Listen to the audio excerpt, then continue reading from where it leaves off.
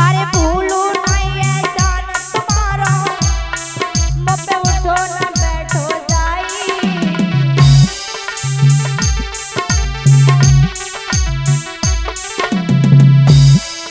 अरे भूलू नहीं ऐसा न तुम्हारा मत उठो न बैठो जाई।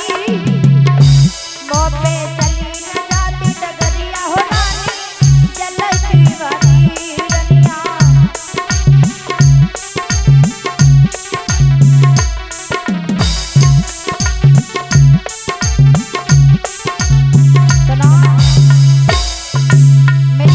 को उठवा दो क्योंकि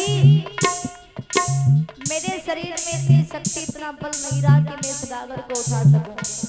और तुम जानती नहीं हो तारा, अगर मुझे तनिक सा भी विलम्ब हो गया तो मेरे घर में जो मेरा मालिक है ना, जिसका मैं नौकर हूँ, वो मुझे बहुत मारेगा, बहुत गालियां देगा।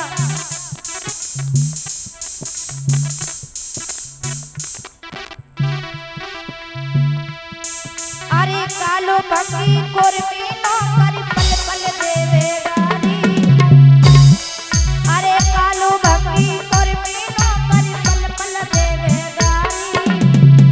ओ लेवे डंडन से खबरिया रानी जलती वाली रानी।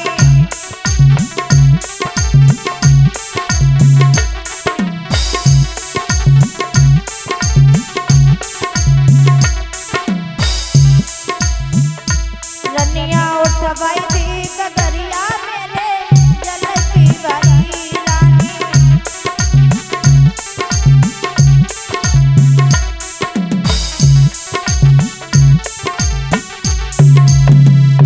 जवाब दिया रानी मेरी गागर को उठवा दो, सारे जीवन तुम्हारा एहसान मानूंगा। तो तारा ने कहा स्वामी मैं आपके गागर को नहीं उठवा सकती क्योंकि मुझे माफ कर दो।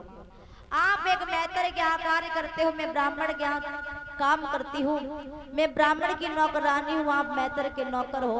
अगर मैंने आपके गागर में हाथ भी लगा दिया तो मेरा धर्म चला जाएगा। लेकिन महाराज आपको एक रास्ता, एक तरकीब अवश्य बताऊंगी। और जवाब दिया सुनो कि पिया तुम पे घड़ा मेहतर को और वो पे घड़ा है रिसोई को। पिया तुम पे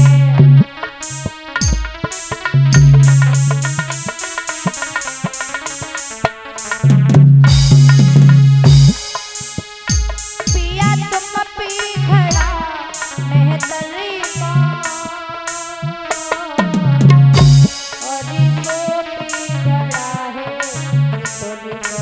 पिया तुम पे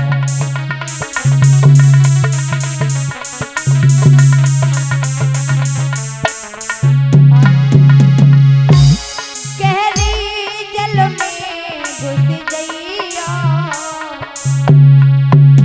ए तुम पीछे से घड़ा उठैया।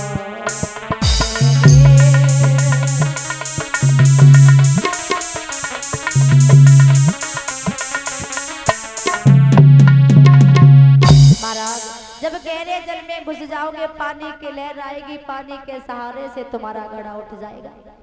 महाराज हरिश्चंद्र ने वही किया, अपनी गागर को जैसे तैसे उठाया, वहां से चले गए।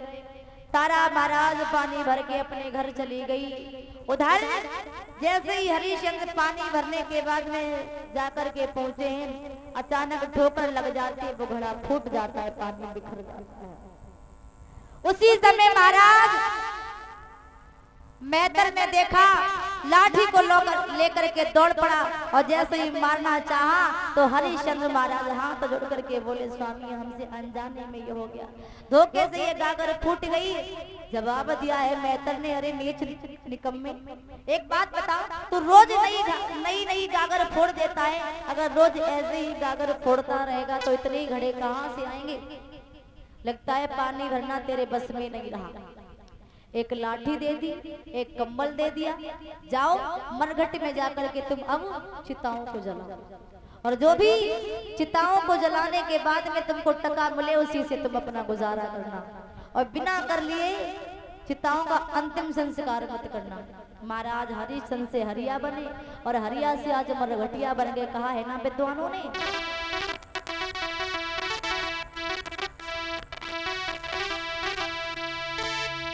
की करम चाहे कछु करवाइले, की करम चाहे और कछु करवाइले, ओनी बड़ी है बलवान।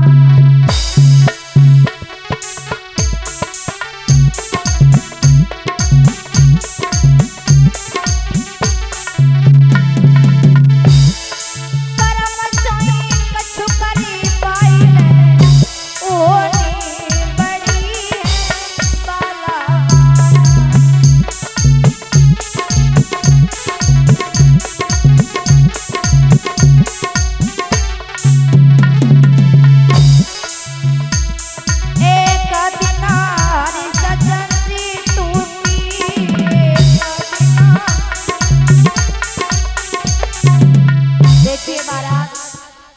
हरिश्चंद्र के ऊपर भी महाराज होली पीछे पड़ी है। कहाँ अयोध्या के राजा और आज कहाँ मरघट के बासी बन गए। एक दिन हरिश्चंद्र टूटी, एक दिन लगाई रहे मरघट में टूटी, लगाई रहे पूत जाको कारने खाया, पूत कारने खाइला, ओनी बड़ी है बलवान। करम चाहे कछु करी पाइले, ओनी बड़ी है बलवान।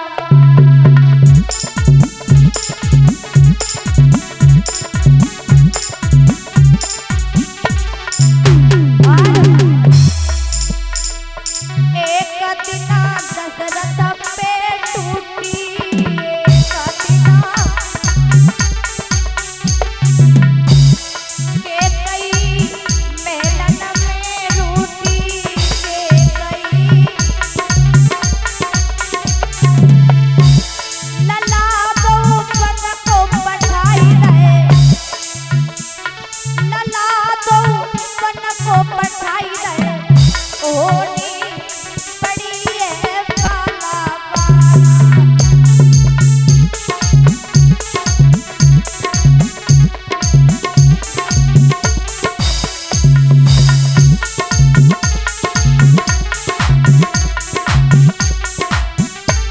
और भैया एक दिन लक्ष्मण पे टूटी, एक दिन मंगाई लई हनुमत से बूटी, मंगाई लई आरे प्राण भैया के बचाई रहे, आरे प्राण भैया के बचाई रहे, ओनी बड़ी है बलवान।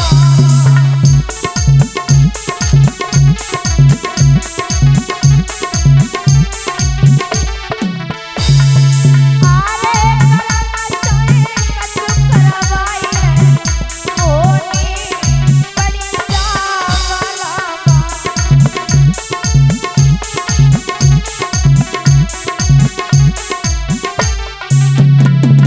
महाराज कहते ना, विद्वानों ने बताया है समय का कुछ पता नहीं। सदा दिन एक सेना किसी के गुजरते देखे, इंसान दुनिया में चढ़ते उतरते देखे। जिन लोगों ने किया कभी लाखों का लेना देना, कभी पैसा पैसा को हाथ वो फैलाते देखे। समय का कुछ पता नहीं है। इधर एकादशी का दिन था। एकादशी के दिन ब्राह्मण की पत्नी ने तारा से कहा, तारा देख ब्राह्मण देव पूजा करने को बैठे हैं, तो अपने पुत्र से कह दे कि फूल बाग से पुष्प जा करके ले आए। मैया तारा ने एक डलिया ला करके रोहितास को दे दी। रोहितास पुष्प लेने के लिए जब बाग में पहुंचा तो वही विश्वामित्र जी काले सर्प का रूप बना करके रोहितास को ढस लेते हैं। और जैसे ही रोहितास को काट लिया, उधर काशी में आवाज लगा दी, अरे काशी के लोगों गजब भयो, एक लला बाग में आयो है, काले बिसियर ने ढस खायो, मैया मैया कर चिल्लायो है। किसी मैया के पूत को, किसी मैया के लाल को काले सर्प ने बगिया के बीच में ढस लिया है, वो तड़प रहा है, जिसका भी पुत्र हो जल्दी से जाए अन्यथा वो मर जाएगा। मैया तारा के कान में भनक पहुंची। तारा समझ गई कि बगिया में तो मेरा लाला गया है, कहीं ऐसा तो नहीं मेरे पुत्र को ही सर्प ने काट लिया हो। ब्राह्मण की पत्नी के पास में पहुंची। ब्राह्मण की पत्नी से बोली, मैया मैंने सुना है अभी कोई बाहर द्वार पर कह रहा था कि मेरे किसी मैया के पुत्र को सर्प ने काटा, लेकिन मेरा भी लाला गया है बाग में, अगर तुम्हारी आज्ञा हो जाए तो मैं जा सकती हूँ।